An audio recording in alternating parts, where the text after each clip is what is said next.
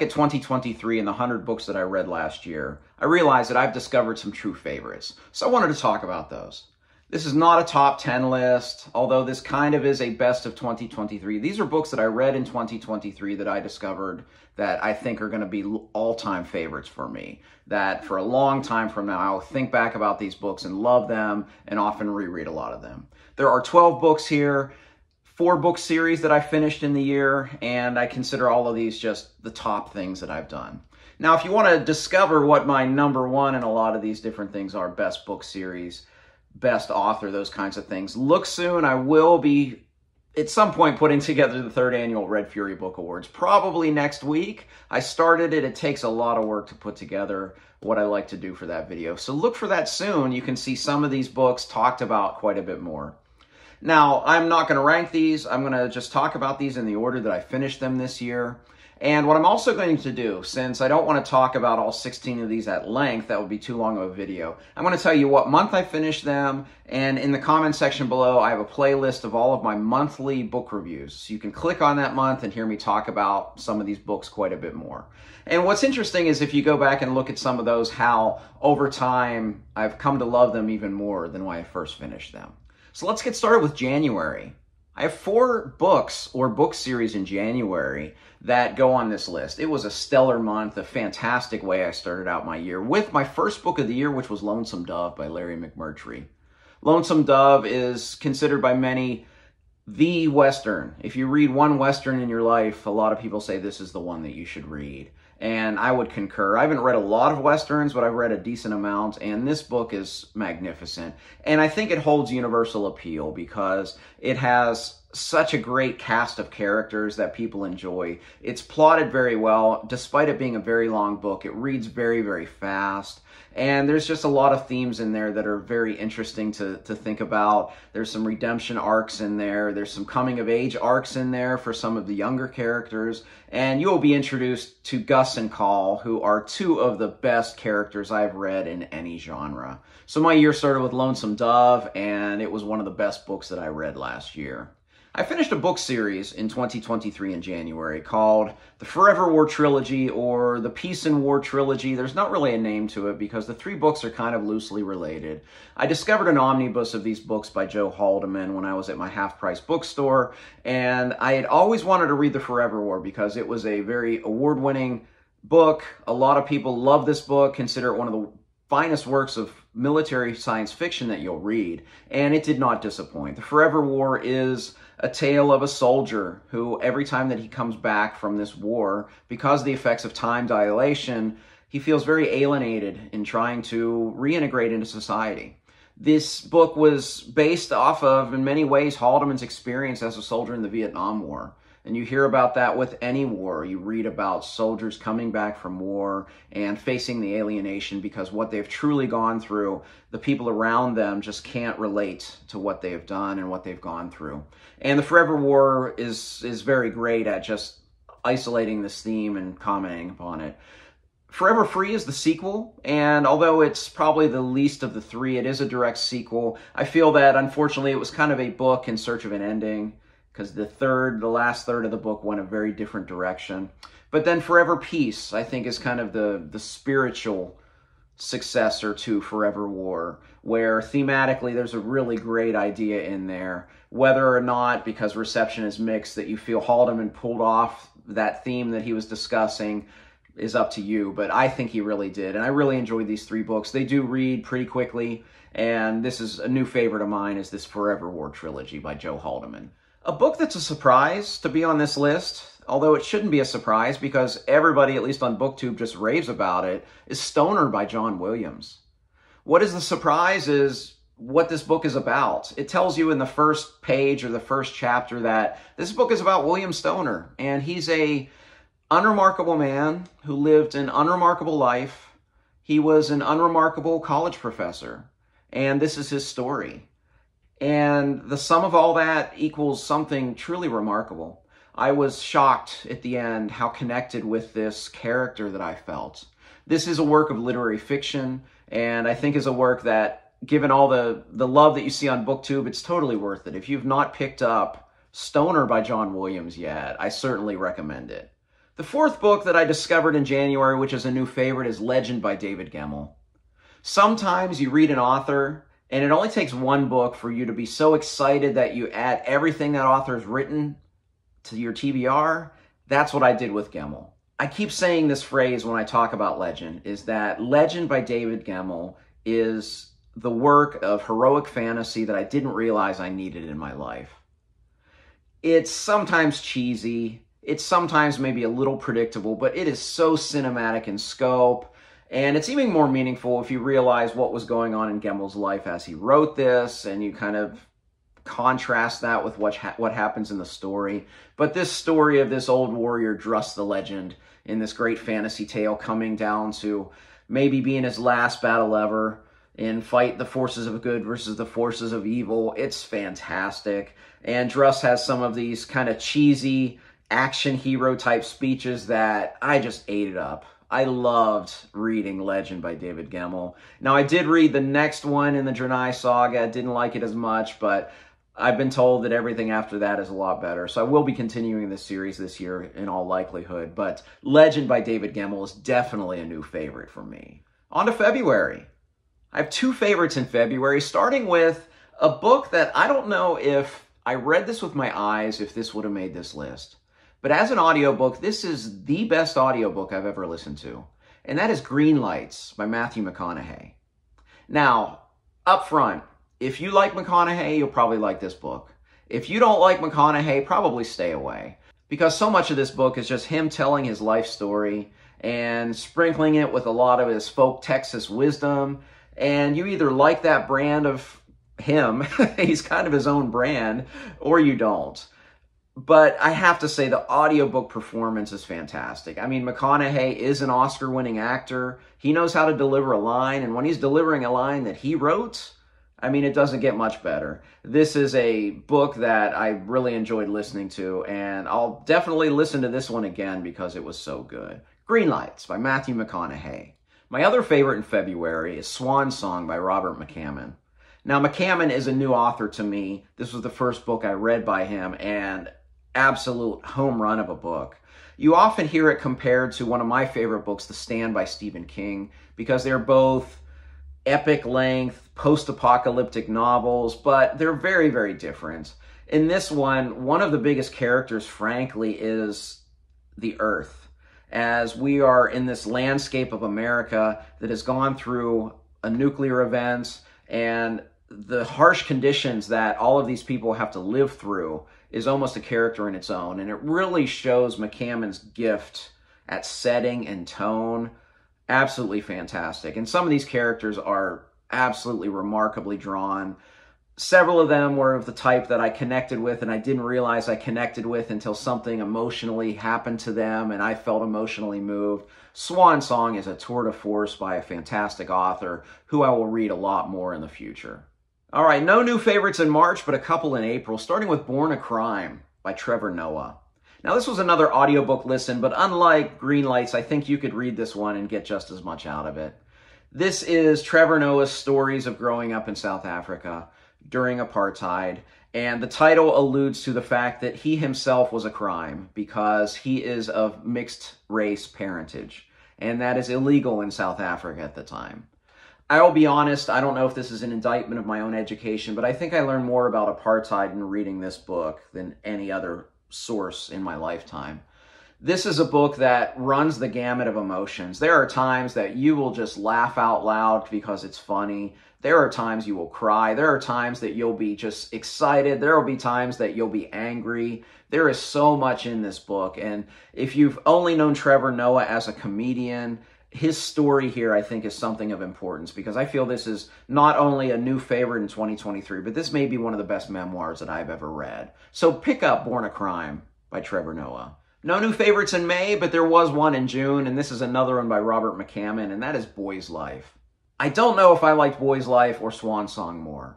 I'll have to decide that soon, maybe, to have my favorite Robert McCammon book when people ask me which one to read. But I loved both of these. Boy's Life is one of the best coming-of-age tales that I've read. Additionally, there is a great element of magical realism. This book really gave me Stephen King vibes, and you know I love Stephen King, so of course I'm going to love this book. One thing I think that he does very well in this coming-of-age story, a coming-of-age story can often feel slow because you can't rush something like that. And I felt that the pacing was superb in this book. But this is a really, really great story by McCammon, and again, another author that I continue to be excited about reading in the future. In July, I read my first book by Guy Gavriel Kay, and that was The Lions of Al-Rassan. And this is absolutely a new favorite. This is a book that many people considered their favorite of GGK, and I see why. One thing I love about Kay, I love just about everything about Kay. He is definitely a new favorite author of mine. But one thing I love about Kay is how he takes the setting, and it's based off of some semblance of Earth's past. In this case, we're basically looking at Spain. Even if you just look at the map, it looks like Spain. And you're dealing with conquistadors in medieval Spain. And I love the differences of culture here. I loved the characters that you had here. And there are some scenes in here that are truly cinematic that Kay just paints them for you, and I could just picture so much of what was going on. And I'm not good at that as a reader. I don't always picture things clearly, but Kay just has that skill to do it. This is a book with a lot of tension. This is a book with some of the best writing in the fantasy genre. And I've mentioned him in a lot of other different places, like my underhyped, underappreciated book video that I did the collaboration. Guy Gavriel Kay was my choice. This was my entry point to Kay, and I think it's a good entry point for you if you've not read this author. But The Lions of Al-Rassan is easily one of the best books that I read this year. In August, I read a new book by one of my favorite authors, Justin Cronin, and that is The Ferryman. What I enjoyed most about The Ferryman is because I knew the author and I trusted the author, this book has a very mysterious beginning where you don't know what's going on. There's a ferryman, and it's kind of in a futuristic world, and he's ferrying these people that are running out of battery life, basically, to this other island, and there's all this weird stuff going on. And I think if I hadn't read Cronin before, I may have been just confused or wondering what's going on, but I just kind of went with it. And then about 2/3 point of the book, he shows you what this is all about. And I initially wasn't on board until I realized I got to a certain page and I just said, dang it, Cronin did it again. So this is one of those books that took me on a journey. And I love that when I read a book where I don't know at all where it's going to go. I didn't know where it was at certain points. And then as he weaved in some kind of sci-fi elements towards the end, and I realized what was happening and what he was going for, and then when he finally stuck that landing, I just threw up my hands and said, Cronin does it again. This is the 6th book I've read by Cronin, and he's 5 for 6. And when I say 5 for 6, 5 stars out of those 6 books for 5 of them. So The Ferryman by Justin Cronin. Maybe not the best entry point for him, but it's certainly a new favorite of mine.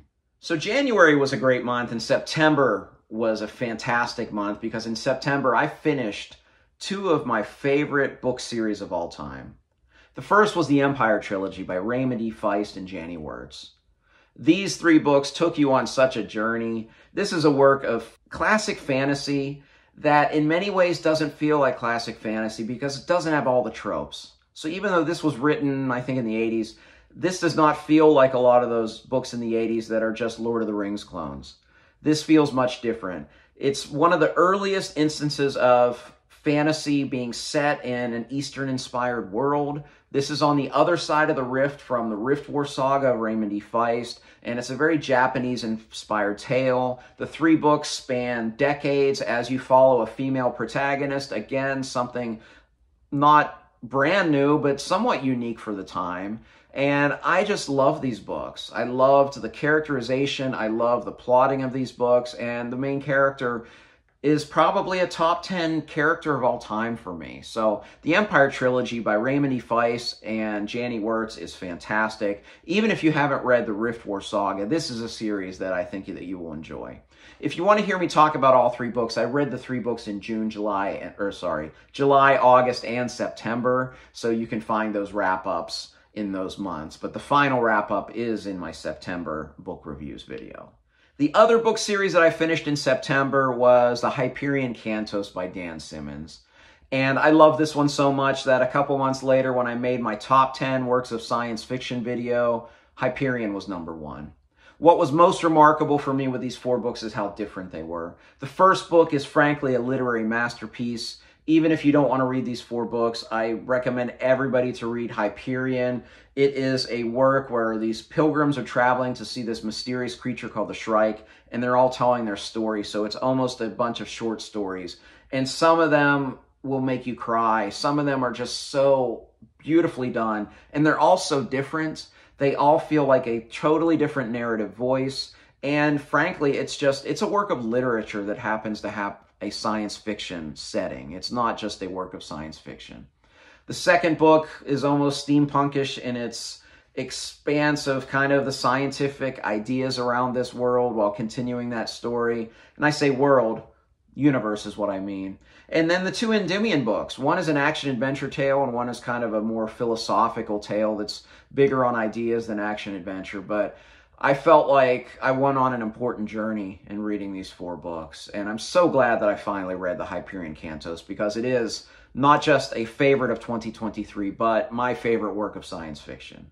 October, I read The Paper Menagerie and Other Stories by Ken Liu, and this was remarkable. Short story collections, I think, are a hard sell because most collections are pretty uneven, but this was just consistently good. What struck me is how often there were science elements in here, and I know Ken Liu as a fantasy author of the Dandelion Dynasty, but there's a lot of sci-fi in here, magical realism, scientific concepts, but they're also just stories that will just eat at your heartstrings. There's one that will probably make the most stoic of individuals cry. I also like how so much of this book is informed by his heritage. He's a Chinese American, and there's so many Eastern influences, and a lot of times you get a discussion about kind of the clash of cultures or the cross of cultures, and I always love that discussion in literature. So this was a fantastic short story collection. I highly recommend The Paper Menagerie and Other Stories by Ken Liu. 2 works in November, starting with a book that might be my book of the year, A Song for Arbonne by Guy Gabriel Kay. I did a full review of this. Go watch it, because nobody watches single book reviews on BookTube, unfortunately. But this is a book that touched me personally. And the troubadours and this kind of south of France, Middle Ages setting was another thing that just I connected with it so keenly. And it's so well done. I've read 4 books by Kay now, and this has, to me, his best protagonist of all of the books. And again, I just had a very personal connection to this book. Go check out that review. But A Song for Arbonne is one of the best books that I've read in 2023. And honestly, I haven't done my top 10 books list of all time, but this is on the short list for sure. The other series I finished in November was the Dan trilogy by Philip Chase. And I love it when an author sticks the landing. I think I mentioned that before a lot of times on these kinds of videos. But man, the last book of this series was fantastic. I loved how seamlessly Chase put elements of classic fantasy in telling a more modern tale. And as you read it, you can see some of his influences. But I thought in particular that this series just got really strong at the end, and the 3rd book was truly remarkable. You have a villain that has a character arc, which you don't see that done in fantasy very often. You have a new character, which is one of my favorites in the entire series. This is one of those, much like Justin Cronin's work and just like Robert McCammon in Swan Song, there are several characters in this book that I did not realize I loved them until I got to the end of the book and found myself emotional. So I did a review of the 1st book. So if you want to go check out that review, that is spoiler-free, where I talk about the 1st book in the Dan trilogy. But in November, I wrapped up the trilogy, and you can see that wrap up in the playlist below. And my final new favorite that I read in 2023 was Yellowface by R.F. Kuang. The one thing I talked about, I can remember this one because it was only about a month ago. The one thing I talked about in that review is that I was waiting for Kuang to finally put it all together. Because even though she's one of those authors that I pre-order her books, I hadn't given her a 5-star rating yet until this one. This is a great discussion on so many things. Yellowface, of course, is the appropriation of race, usually by a white person of someone of Asian descent. And this is 2 authors, but what I found was just some brave storytelling in here, as Kuang is pretty harsh with modern publishing. And she's kind of a literary darling and is a traditionally published author, so it's just interesting that she would be so bold and so brave in discussing this. But this is a thriller that went down really, really quick. If you've not read Kwong, I think this is the place to start. I don't think Poppy War is the place to start. That is a very divisive series. I was kind of in the middle. I liked it. I didn't love it, but I didn't hate it either. A lot of people hated that series. Babel as well. I really liked that one. I gave a dual review of that book, and I think I gave it a 4 or a 4.5 star. I really liked that one, but Yellowface is her best book. So it's definitely a new favorite of mine. So those were the 16 new favorites that I read in 2023. Please, in the comments section below, tell me any new favorites you discovered in 2023. That's what we all want to do, right? We want every year to just discover more and more great books. And I hope that's what's in store for me in 2024, and I hope the same thing for you. If you like this video, please like and subscribe. You can also find me on Twitter, Goodreads, and the Fireside Discord. Check us out. All of those links are below. As always, thank you for watching. Until next time, goodbye.